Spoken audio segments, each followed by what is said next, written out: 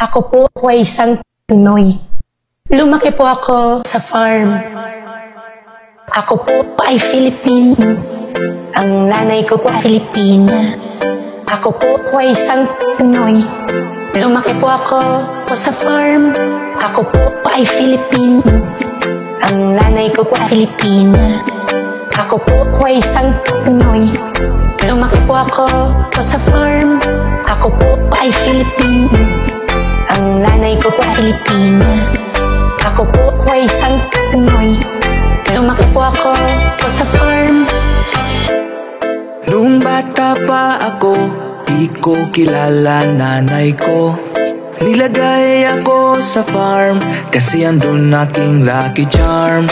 Tinuro ang magnegosyo at dun ako unting natuto.